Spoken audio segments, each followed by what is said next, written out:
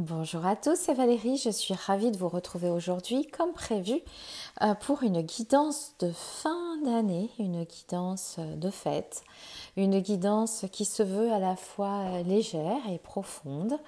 J'ai voulu éviter les sujets qu'est-ce qui vous attend pour 2024 parce que clairement je pense que ça va pas être simple pour tout le monde, donc j'avais envie de quelque chose d'un peu plus festif. Alors, pour le coup, le sujet de cette guidance, ce sera mon chemin spirituel, où j'en suis de mon chemin spirituel, qu'est-ce qui est une illusion que je pourrais abandonner, qu'est-ce qui est une force dans ce parcours que j'effectue. Qu'est-ce que j'ai acquis de mon travail spirituel et ce que cette vie où je suis incarnée peut apprendre pour que je puisse m'améliorer, comprendre davantage certaines choses, intégrer, transmuter, enfin bon bref. Si vous me connaissez, vous savez un peu comment je fonctionne et je suis très intéressée par tout ce qui est quête de sens, tout ce qui va au-delà du matériel, même si j'espère incarner une spiritualité justement ancrée dans le monde matériel malgré tout, puisque nous sommes ici pour faire une expérience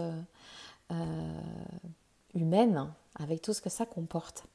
Donc je vous ai fait un joli petit décor, j'ai pas trop eu l'occasion de l'utiliser pendant les fêtes, ça je vous l'ai dit, car j'ai pas mal de choses et puis j'ai pris pas mal de temps et je continue d'ailleurs du reste à en prendre avec mes amis et mes enfants que je vois beaucoup. Alors du coup pour cette guidance, mon chemin spirituel, je vais vous proposer euh, 4 jeux d'oracle et un tarot. J'aime toujours avoir un tarot, donc là j'ai choisi le Nikki Shigoi, je ne sais plus comment il s'appelle, tarot. Je vous les mettrai en barre d'infos.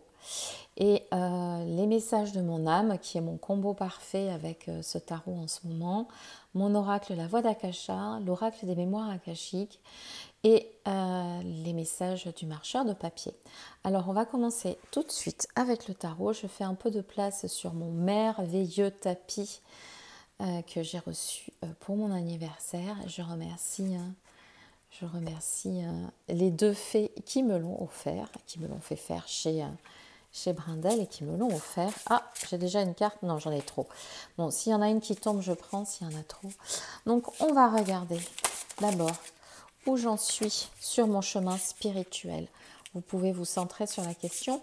Bien évidemment, vous doutez bien que c'est un tirage général et que s'il ne vous parle pas, vous le laissez de côté, pas de panique, tout va bien. C'est peut-être un autre jour qui parlera. Donc, où j'en suis sur mon chemin.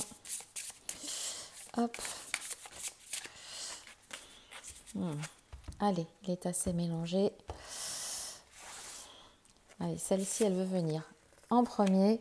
Où j'en suis sur mon chemin. Hop, je vais en mettre une ici. Là. Celle-ci, elle veut venir aussi ici. Je fais mon petit bazar et j'en voudrais une 5e. Celle-ci. Hop. Voilà. C'est pas beau, ces paillettes.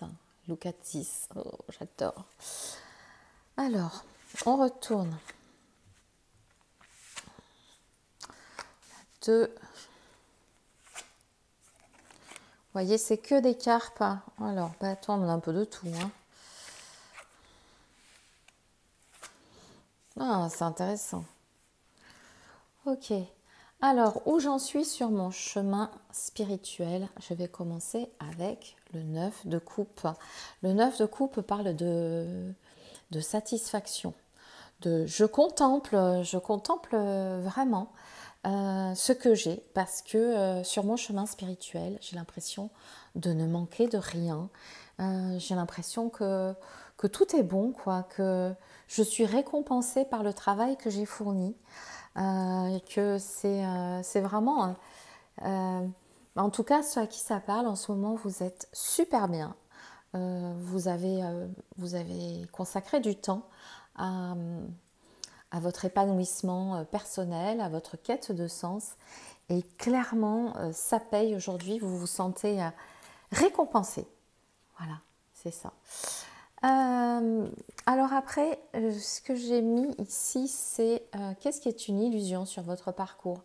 En fait, en fait, vous êtes tellement bien, tellement content que vous avez envie de convaincre tout le monde de convaincre les résistants que c'est vachement bien ce que vous faites. Et en fait, ça c'est une illusion parce que dans l'absolu, on n'est pas là pour convaincre. À tout le moins, on peut montrer comment on est bien et effectivement, notre épanouissement peut pousser les gens qui sont autour de nous à se dire « Ah ben dis donc, il a l'air pas mal, il a l'air plutôt pas mal. Qu'est-ce qu'il fait pour être bien ?»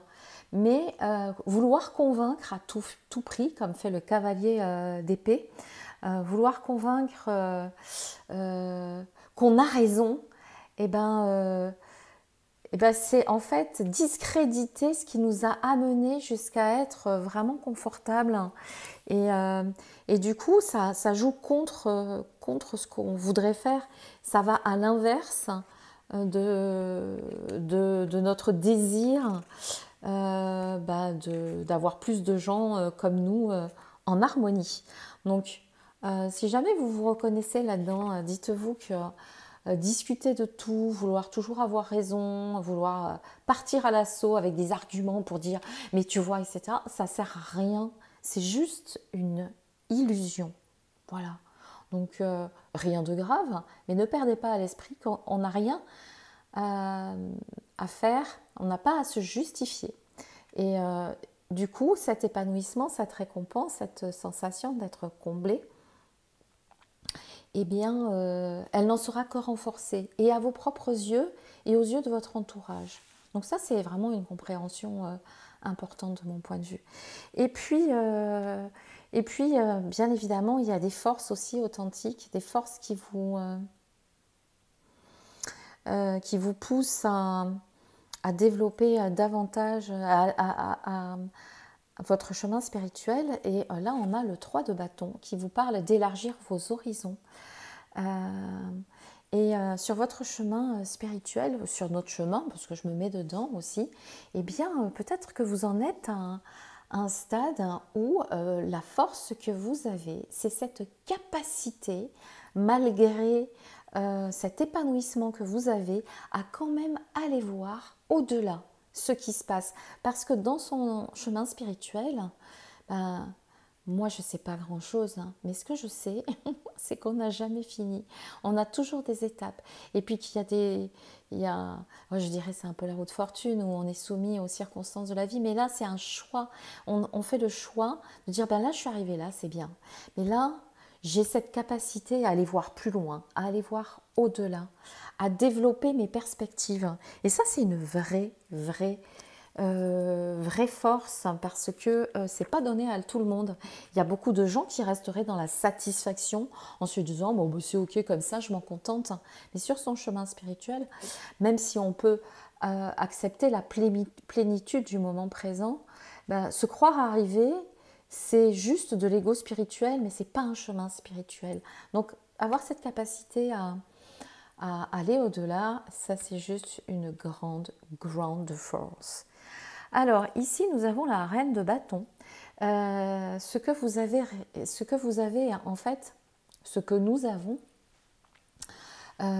que nous avons acquis de notre travail. Oui, ce que je ne vous ai pas dit, pardon, c'est que je suis partie pour cet exemple de tirage avec les anti-sèches d'Emmanuel Iger que vous retrouvez sur son site. Ce que vous avez acquis de votre travail spirituel, c'est la reine de bâton. C'est-à-dire que on vous regarde, quoi. Vous avez du charisme. Il y a quelque chose en vous qui interpelle. On se dit waouh, la reine de bâton. Voyez, la reine de bâton, elle n'a pas besoin d'aller convaincre avec des arguments. La reine de bâton, elle émane quelque chose de magnétique. Et ça, c'est quelque chose que vous avez acquis grâce à votre travail dans votre quête de sens, dans votre recherche spirituelle. Donc, Ça, c'est quand même un super truc. Et puis du coup, ça vous gêne plus de vous mettre en avant. Ça vous gêne pas parce que peu importe finalement ce que les gens pensent, on s'en fiche. Vous êtes comme vous êtes. Vous avez cette plénitude à montrer votre charme presque animal, je dirais. N'importe quoi, Valérie. Et, et du coup, je crois qu'il y a quelque chose de plus lumineux, plus beau, plus rayonnant. C'est peut-être si, vous voyez, il y a des gens qui pourraient dire que vous êtes solaire, charismatique. Et ben ça, c'est dû à votre travail dans votre cheminement personnel, dans votre chemin spirituel. Et c'est super satisfaisant. C'est vraiment, ça fait du bien, quoi. Ça fait du bien. Et j'en suis où là? J'ai fait la 1, non, la 2, la 3, la 4 et la 5. C'est qu'est-ce que cette vie? Cette vie dans laquelle vous êtes incarné, puisqu'on est en quête de sens, on est sur un chemin spirituel, donc on est en quête de sens. Donc qu'est-ce que cette vie doit m'amener à comprendre, doit vous amener à comprendre? Eh bien, nous avons un magnifique 9 de bâton qui qui est complètement dépassé par tous ces bâtons. Il se sent complètement dépassé. Et bien dans cette vie, peut-être que on peut apprendre à se sentir moins impressionné par ce que la vie nous réserve, de ne pas se faire une montagne de tout. Se faire une montagne de tout et n'importe quoi, ça ne marche pas, quoi. Donc si la vie, aujourd'hui, peut nous apprendre à être plus léger, à être moins impressionné par les expériences qui nous ont proposées, d'avoir moins de crainte de ne pas y arriver, ça serait un super challenge et ça serait vachement confortable pour cette vie et puis pour la suivante, quoi, et pour les suivantes, parce que croyez pas, hein, on a tous signé pour venir, on a tous signé pour repartir, on a tous signé pour revenir encore. Donc malgré tout, va falloir y aller, quoi, hein. Donc je trouve que c'est un super beau tirage, je suis contente finalement, j'avais l'intention de faire un tirage un peu doux pour ces fêtes. On va le compléter avec, ça c'est l'oracle de Célia Mélesville et Charlotte Dane, je crois. J'ai pas la boîte, mais je trouvais que c'était un tellement bon combo que je les utilise tous les deux et que je les mets sans la boîte dans ma petite pochette magique. Je mets les deux en même temps, c'est trop beau. Allez, on continue. Et justement, un petit message supplémentaire de l'univers pour compléter cette guidance sur mon chemin spirituel. Celle-ci, elle veut venir. Alors, qu'est-ce que ça nous dit? Le feu. Le feu peut être aussi créateur que destructeur. Il se présente à toi pour t'annoncer un travail de nettoyage énergétique et de transmutation profonde à entamer. Laisse ces flammes emporter ce qui t'alourdit. Et ça me fait penser qu'on a quand même sur 5 cartes, 3 cartes de bâton. Donc ouais, n'oubliez pas que l'énergie vitale, le feu, tout ça, c'est dans les bâtons. Et peut-être qu'on va continuer notre chemin spirituel en passant après cette période de satisfaction par une période de nettoyage. Bon, mais ça c'est toujours le cas, hein, les gars, hein. Donc on s'y habitue, c'est plus ou moins confortable, mais plus on a de lumière, plus on a d'ombre, plus on est, Pardon, excusez-moi, j'avais un appel en même temps, je n'avais même pas pensé à mettre mon téléphone en mode avion. Laisse les flammes emporter ce qui t'alourdit. Ouais, ça c'est vraiment de la transmutation, quoi, hein. Donc on y va à fond. On nettoie. Moi, je me suis rendu compte, j'avais même pas fait, alors que j'aime bien la numérologie, je me suis rendu compte que à l'année 2023, pour moi, c'était une année 9. Donc j'ai vécu une année 2023 hyper compliquée d'un point de vue émotionnel. Et tout ça pour me rendre compte que c'était une fin de cycle, donc avec le nettoyage. Donc l'année prochaine, c'est année 1. Mais là, moi, je suis en plein là-dedans encore. Et puis c'est bien, c'est bien les nouveaux cycles. Et 2024, c'est une année 8. Tiens, je vais demander à la voix d'Akasha, mon oracle, un message supplémentaire pour voir ce qui nous attend sur notre chemin spirituel, qui pourrait venir en reliance avec cette période de transmutation. Il n'y a rien qui veut sauter, donc c'est moi qui vais choisir. Et c'est celle-ci qui va venir. Ah, eh ben écoutez, euh, c'est vrai que c'est formidable d'aller visiter sa bibliothèque akashique, d'aller consulter son livre d'âme.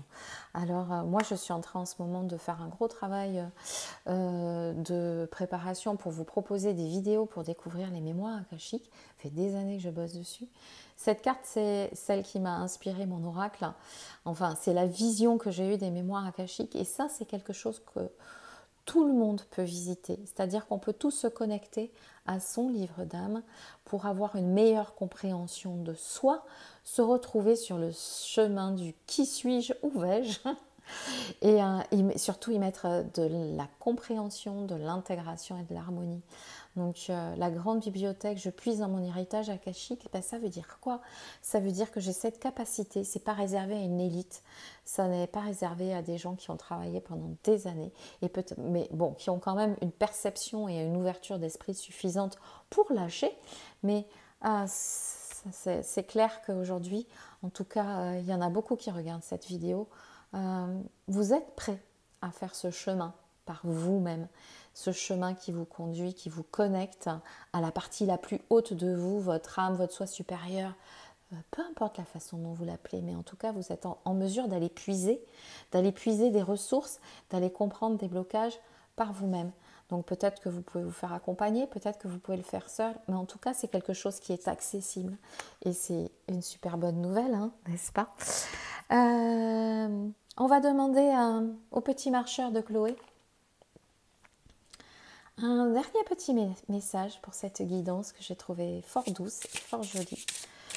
Alors, mon cher petit marcheur,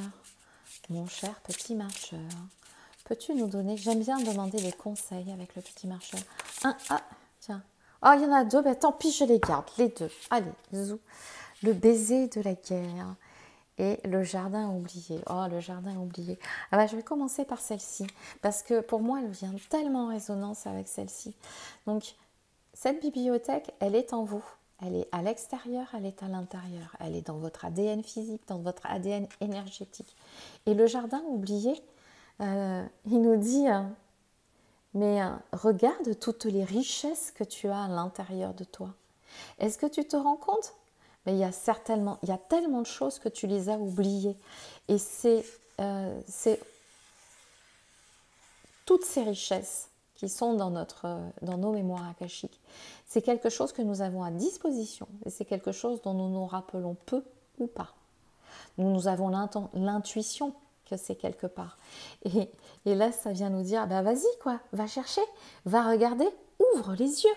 Parce qu'en fait, c'est si simple, c'est à côté de toi. Donc, ça n'est pas aux autres d'aller te... Enfin, si, les autres peuvent vous dire, regarde toutes les richesses que tu as autour de toi, mais toi, vous n'avez qu'à vous baisser et ramasser vos richesses. Donc, c'est juste c'est juste extraordinaire. Ah, le baiser de la guerre. C'est bizarre que je sois tombée sur cette carte. Je ne sais pas trop quoi en dire.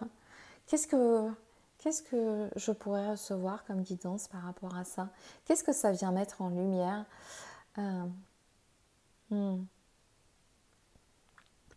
J'ai pas idée. Je préfère vous dire que j'ai pas idée plutôt que vous inventer n'importe quoi. Et je trouve pas comme elle fait écho. Ça vient pas. C'est bizarre. Hein. J'arrive pas à voir comment elle pourrait faire écho au reste de la guidance. Parce que ce mot guerre, il est quand même juste extraordinaire. Moi. Mais peut-être que le message à comprendre, c'est juste si tu vois arriver des flèches autour de toi, de toutes parts, des flèches de colère, d'amertume, de jalousie, de médisance, etc. Écarte les bras et envoie de l'amour. Ok, moi j'aurais tendance à dire, avec l'aura lumineuse que j'ai, ça ne passera pas. Vous ne passerez pas. Ouais, ces énergies-là, elles passent pas. Ouais, ça c'est bien. Parce que sur votre chemin spirituel, vous avez tellement avancé que vous avez un corps subtil qui est puissant, énergétique, que vous pouvez renvoyer de l'amour, de l'amour, de l'amour. Ben voilà ce qui m'est venu. J'espère que ça vous a plu. Je vous remercie infiniment pour m'avoir suivi sur cette guidance. Je vous en proposerai d'autres. Vous savez que j'adore ça. Je vous montre le joli tapis Nitaya que j'ai reçu pour mon anniversaire, qui est assorti, vous voyez, en bleu à mon autre tapis qui a été concocté par Cassandre de la boutique Brindel, que j'adore. Je vous fais tout plein de gros bisous. Je vous souhaite de belles, douces fêtes. Je sais que c'est des moments particuliers parce qu'il y a des émotions qui se cristallisent, en particulier sur ces fêtes de Noël, et je n'en suis pas exsangue. Mais qu'elle se fasse avec le plus de douceur, le plus d'harmonie possible. Prenez soin de vous, vous êtes précieux. C'est ce que je dis toujours à mes enfants, mais j'ai envie de dire à tout le monde, à mes amis, à vous, à ma communauté qui m'accompagnait depuis un petit moment maintenant. Prenez soin de vous, vous êtes précieux, vous êtes précieuse. Passez de bonnes et douces fêtes, que vous soyez seul ou accompagné.